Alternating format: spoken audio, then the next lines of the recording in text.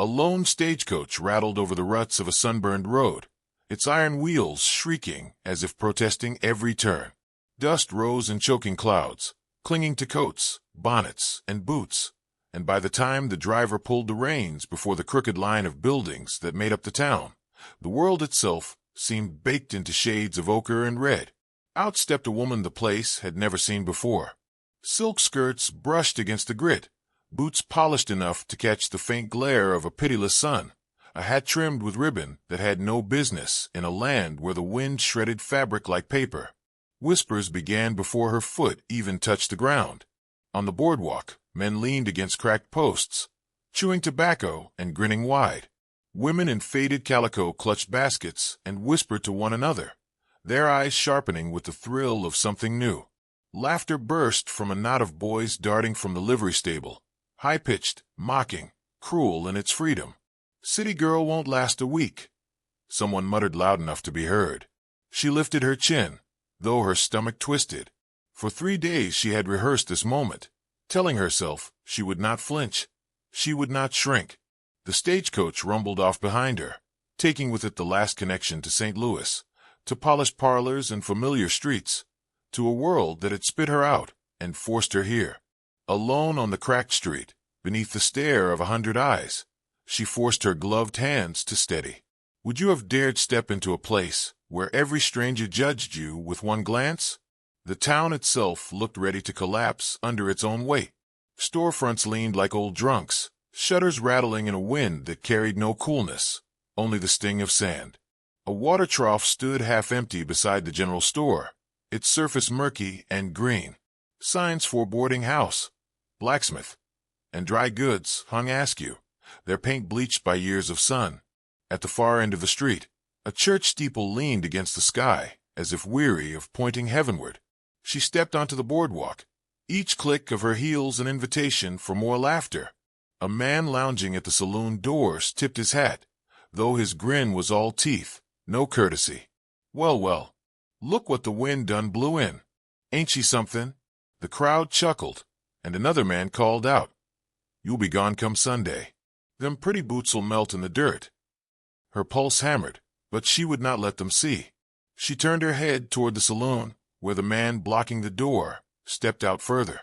He was large, with suspenders straining across his belly, and eyes like mud under a storm.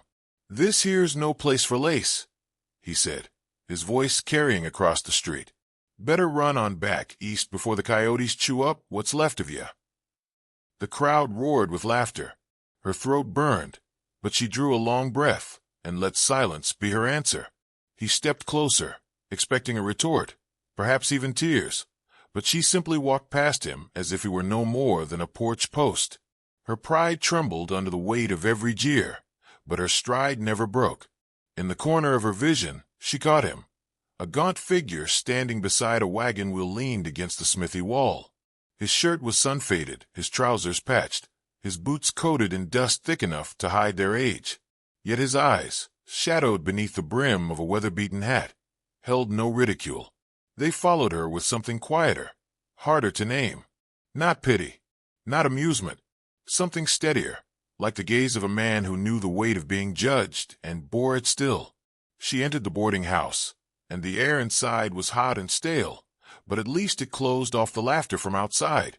Mrs. Dutton, the keeper, sniffed at her clothes as though perfume itself were an insult. "We keep things simple here," she said sharply, thrusting a key across the counter. "Rooms upstairs. Supper at 6 if you ain't too good for beans." Too good. The words pricked sharper than any thorn. She wanted to cry out that she had come not for ease, but for survival, that she had left behind the polished dining tables of her family because they had turned their backs when her worth failed to measure against their expectations. But she said nothing. Silence was her shield. From the upstairs window, she looked down at the town. The farmer was still there, a lean silhouette against the blazing light. For a moment their eyes met, and though distance stretched between them, she felt an odd tether, as though he had seen something in her the others could not. Then he turned and walked away, shoulders bent beneath a burden she could not yet guess. Night dropped heavy on the town. Lanterns glowed faintly. Shadows stretched across the street. and voices from the saloon grew rowdy, laughter breaking sharp like glass. She lay awake on the thin mattress, listening, every sound reminding her she was far from home, in a land that wanted her gone. She pressed her hand against her chest and whispered a question only the dark could hear. How long before they break me too? Morning brought no mercy. At the market she tried to buy flour and salt, but the shopkeeper smirked at her fine gloves, doubled the price, and dared her to argue. She faltered, fumbling for coins, heat rising in her cheeks as customers behind her snickered. Then a hand, rough and scarred, set exact payment on the counter. She turned to see the same gaunt farmer, silent as before, his eyes fixed not on her but on the shopkeeper, daring him to push further. The shopkeeper muttered, dropped the goods into her basket, and turned away. She whispered thanks, but the farmer only tipped his hat and left, shoulders bowed, steps heavy. She watched him go, wondering why a man who carried such quiet sorrow would trouble himself for a stranger mocked by all. The sun was cruel by noon, beating down on cracked boards, driving people into shade. Yet even in the heat, the memory of that gaze lingered. She could not forget the steadiness of it, nor the way the laughter around her dimmed when his presence entered. The town mocked her, yes, but somewhere beyond the jeers, beyond the dust and drought, one man's eyes had seen without cruelty. And though she did not yet understand why, she clung to that flicker of recognition as if it were water in the desert. Would you have clung to it too, if every voice told you that you did not belong?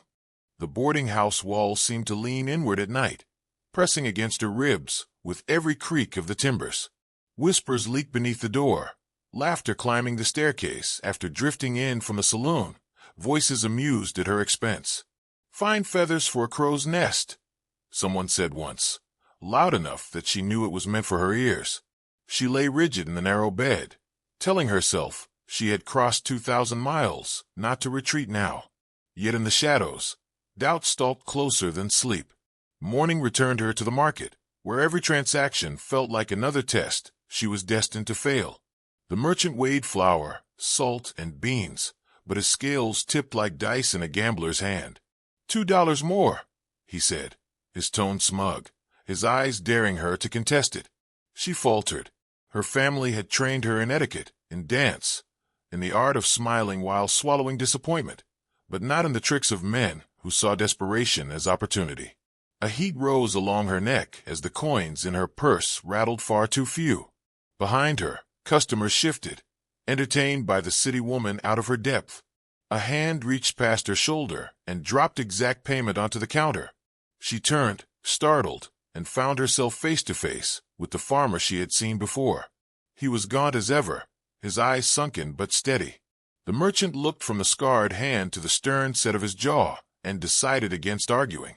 With a huff, he pushed the sack of flour forward. She whispered, "You didn't have to."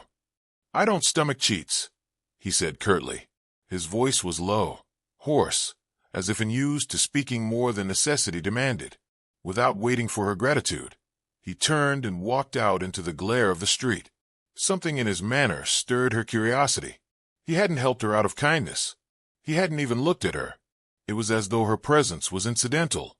The real quarrel had been with dishonesty itself. That night she thought of him again, of the way his hands, calloused, dirt-lined, had moved with quiet certainty. The following afternoon, the town offered a new humiliation.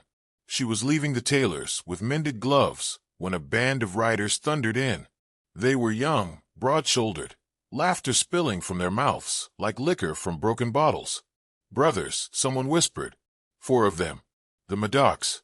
They dismounted outside the saloon, boots striking the boards with practiced swagger. She tried to pass unnoticed, but one caught her eye. A tall figure with a smile polished smooth by deceit.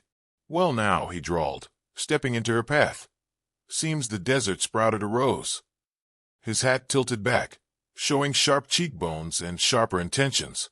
"Name's Owen Murdoch. Folks here might sneer, but me and my brothers, we offer protection. A place like this, a lady like you don't last long without it." The crowd watched like a theater audience, delighting in the spectacle. He leaned closer, voice silken with threat. "Course, protection comes at a price, but I reckon you can pay in ways finer than coin." His eyes lingered too long, and the laughter of his brothers rumbled behind him like approaching thunder. If a stranger promised safety in exchange for your dignity, would you take it? Her heart hammered, but she drew her spine straighter, forcing words through the tremor in her throat. I require no protection, sir.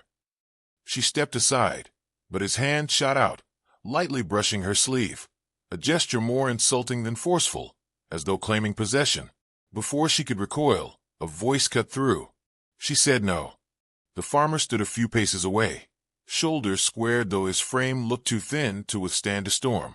His eyes fixed on Owen Murdoch, steady as stone. For a moment silence rippled across the street, then Owen chuckled. Well, look here. Ezra Cole, defender of stray kittens. He tipped his hat mockingly. Careful, farmer. You've got more debts than daylight. A man in your position best not pick fights he can't finish. Ezra said nothing, but he didn't move either. The silence stretched, tension knotting tighter, until at last Owen shrugged and stepped back with a smirk. Another time, Miss Rose. The brothers swaggered into the saloon, their laughter echoing. She exhaled only once they were gone. Ezra turned as if to leave, but she caught his sleeve. You know them. Everyone knows them, he said. They bleed this town dry, acre by acre. And you, why step in? His gaze slid past her to the horizon, where the sun sank like a coin into fire. Because men like them don't stop unless someone says no. His voice held no bravado, only weariness. He pulled free and started down the road. She watched him go, and in his retreat she saw not weakness but the remnants of a man who had carried too much. That night she opened the small trunk she had carried from St. Louis. Among silks and ribbons lay a folded letter, its edges worn from being read too often. A promise broken, ink that had once meant a future but now only chained her to memory. She had left behind the man who betrayed her, the circle of acquaintances who whispered that she was naive, a fool for trusting. She had fled not just shame, but a need to prove that her worth did not end in polished ballrooms. Here, in this parched town, she sought to carve something truer, no matter how sharp the ridicule. Days later, she found Ezra again, bent over a wagon wheel in the fading light. The field behind him stretched barren, corn withered before its time. He looked older in that moment, as if the land itself had aged him. She stepped closer, heart beating with reckless resolve. You're losing it, she said softly. He glanced up, startled. The farm. You can't hide it. The stalks are dead, the well near dry. How long before you have to sell to them? His jaw tightened, silence answering louder than words. She knelt beside the wagon wheel, fingers brushing the splintered rim. Tell me. At last he sighed, the sound of a man surrendering to truth. It's the last piece. My father's land. I've held on longer than most, but the debts... He shook his head. The Maddox circle like vultures. When the note comes due, they'll take it, and with it, every part of my family that's left. She studied him, the weight in his shoulders, the despair he carried without complaint. Then, without hesitation, she said, Let me help. He gave a bitter laugh. What can you do? Count beans while I lose the field. Exactly that, she said, her eyes flashing. Let me tally your accounts. Let me barter with suppliers. You think me useless because I wear silk, but I know figures, and I know men like the Maddox thrive on ignorance. Let me be the eyes that cannot blind. Ezra stared at her, disbelief and something else flickering in his gaze. Why? Because I will not be mocked into nothing. Not again. And because you stood up when no one else would. The silence between them stretched, thick with unspoken things. Then, at last, he gave the smallest nod, the kind that sealed not just an agreement but a fragile bond. In that moment, as twilight wrapped around the fields and shadows lengthened across the dust, two people mocked and dismissed by the world stood on the edge of alliance. Neither knew what storms would come, but both understood the beginning of something neither mockery nor drought could easily break. Would you have trusted such a fragile partnership when the cost of failure meant losing everything? The first time she walked into the feed store with Ezra at her side, silence fell like a shutter over the room. Men leaned against barrels, smirks tugging at their lips. The shopkeeper's wife glanced from her polished gloves to Ezra's patched trousers, then whispered to a neighbor, and soon the whole place vibrated with the quiet, gleeful mockery. A lady counting beans. One man snorted, elbowing another. What's next?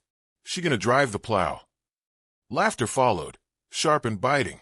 Ezra stiffened, jaw set, but she stepped forward before he could retreat.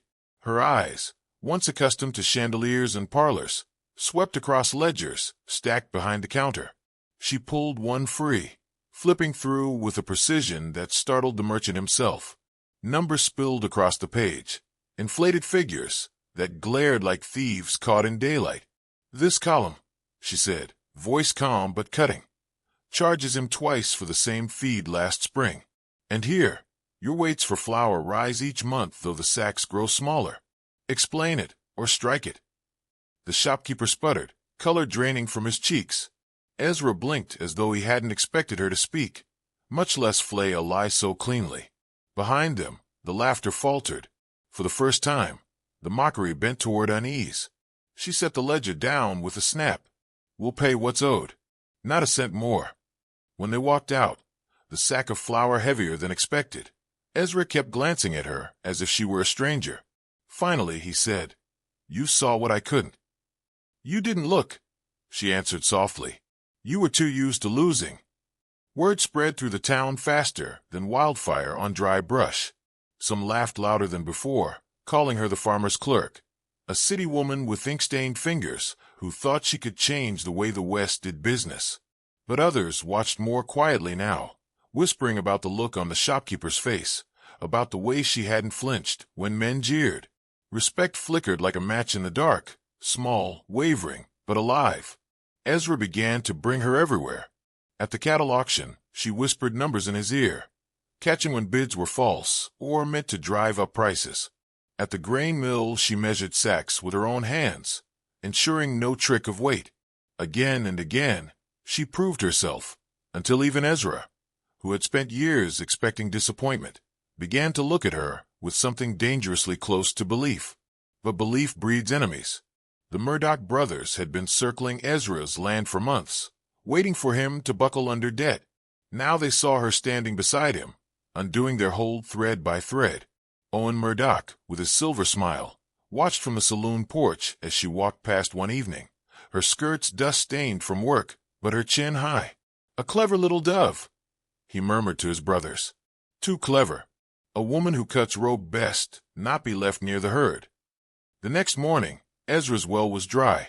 He found it first, kneeling beside the stone lip, pulling up a bucket slick with mud. His hands trembled as he tested the rope again, then dropped it into silence. By afternoon, the truth revealed itself. Stones had been shoved into the shaft, choking it beyond repair. Without water, his corn would wither within days. He sat on the edge of the porch, elbows on his knees, staring at the horizon as if it might offer answers.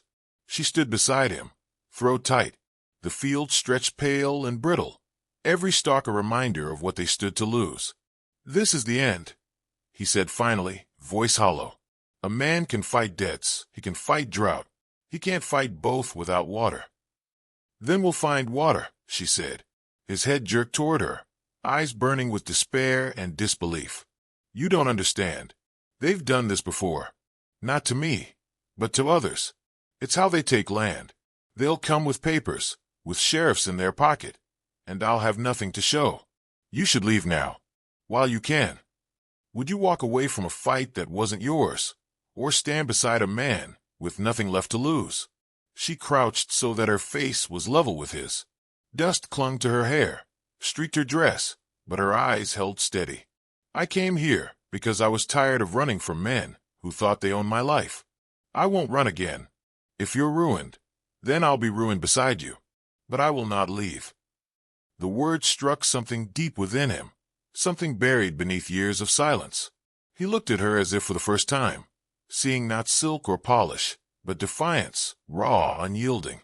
His lips parted, then closed again, the confession dragging itself slowly into light. I wasn't always this, he said, voice breaking. This worn-down farmer with nothing but debts. I was a teacher once. A school in Kansas before the war. I taught children letters, numbers, the shape of a world they believed was theirs to claim. Then the war came.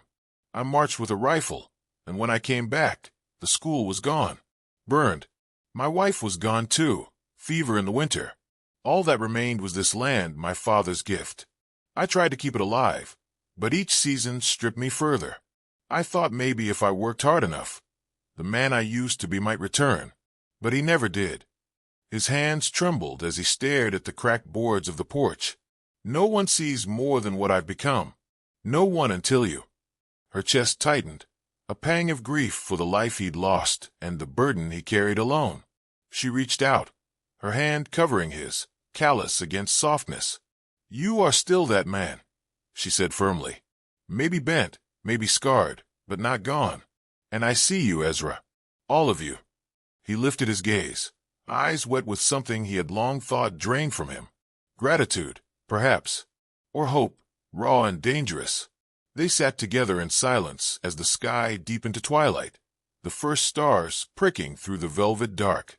In the distance, laughter spilled from the saloon, mocking, careless, triumphant. But here on the porch, amid dust and ruin, something stronger stirred. Two outsiders, bound by scorn and loss, yet unbroken, mocked by the town, hunted by vultures. They found in each other not pity, but recognition, a bond unspoken, forged in dust and defiance, ready to face whatever storm the brothers would bring. And when Ezra finally stood, squaring his shoulders against the night, she rose beside him. Neither knew how to mend the well or silence the brothers. But they knew this, they would not fight alone. The Murdoch brothers came at dawn, their boots striking like drumbeats down the street. Dust swirled around them as they rode in, rifles gleaming, their horses restless with the scent of trouble. Word spread quick, shutters cracked open, doors edged ajar. By the time the brothers reached the farmer's gate, half the town had gathered, drawn by the promise of spectacle and fear. Ezra stood waiting on the porch, head brim low, hands still though his heart thundered like hooves. Beside him, she did not flinch. The hem of her dress was caked with dirt, her gloves long abandoned, but her eyes burned with a clarity that cut sharper than steel. Owen Murdoch dismounted first, his silver smile flashing.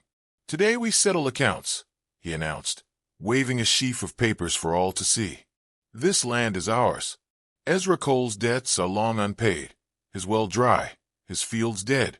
Law's on our side, and if any man here doubts it, he can read it plain." The crowd murmured, some with pity, others with resignation. Everyone knew the Murdochs always won. Ezra opened his mouth, but she touched his arm, steadying him. Then she stepped forward, skirts brushing against the dust, and faced Owen with a poise that silenced the crowd. "Law, you say?" Her voice carried clear, unwavering. "Then let us speak of law." Owen's smirk faltered. "What do you know of such things, city dove?"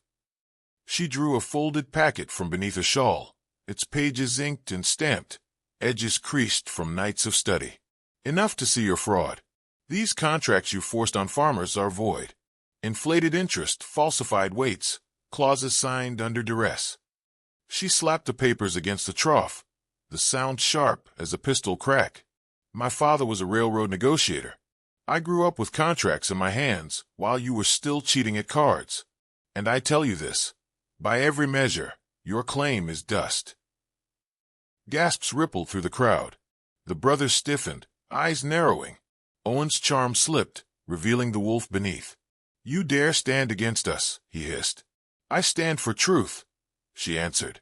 Laughter burst from the saloon balcony, nervous at first, then louder as the weight of her words spread. The townsfolk who had mocked her now leaned closer, hope flickering in their eyes. They knew she was right. Without Ezra's farm, there would be no grain to survive winter. If the Murdochs took it, the town itself would starve. "They'll ruin us all," a woman cried from the crowd. "We can't let them." The brothers' faces darkened. Owen tore the contract from her hands, crumpling it. "Enough of this." His hand dropped to his revolver, fury flashing like lightning. Ezra stepped forward, moving with a swiftness that startled even her. For years he had bent beneath the weight of failure, but now he stood tall, shoulders squared like a man who once commanded a classroom. who once marched into battle and lived. His voice carried across the dust, low and steady. "You'll not take this land." The silence before the storm stretched thin, every eye fixed on that narrow street. Owen's hand twitched, the barrel of his gun glinting in the sun. And then it happened fast. Steel hissed from leather, gunfire split the morning. Ezra's hand moved quicker than she'd believed possible, the old reflexes of a soldier reborn. His shot tore into the dust at Owen's feet, forcing him back, eyes wide with shock. Another brother raised his rifle, but townsfolk surged forward, emboldened, shouting, grabbing the weapon before it could fire. The standoff cracked into chaos, shouts, curses, fists, and fury. But through it all, she stood unmoved, her gaze fixed on Ezra, who had drawn not just his weapon but the respect of every man and woman watching. No longer a ghost of who he'd been. He was alive again, whole. The brothers, beaten not just by one man, but by a town that had found its voice, staggered back. Owen spat into the dust, hatred searing his eyes. "This ain't over." "No," Ezra said, his revolver steady in his hand. "It ends here." The crowd surged closer, their presence a wall. Faced with numbers and truth, the Madocks mounted their horses and rode out, curses trailing like smoke. Silence followed, heavy, stunned. Then, slowly, cheers rose. Timid at first, then wild, the sound of a people unchained. Neighbors who had once mocked her now reached out, clasping her hands, their voices choked with gratitude. Children pointed at Ezra, eyes wide with awe. She turned to him, heart racing. Dust streaked his face, sweat gleamed on his brow, but his eyes held something she would never forget. He had stood because she believed in him, and in standing, he had given the town its future. Later, when the sun dipped low and painted the horizon in fire, they stood on the porch together. The land was still barren, the well still broken, but the air felt lighter, as though hope itself had taken root. They called her foolish, fragile, out of place. The whispers would say for years after. Yet in that town's memory, she became the woman who turned mockery into legend, and the farmer's worth into gold no outlaw could steal. So tell me, was she the one who saved him, or was he the one who saved her?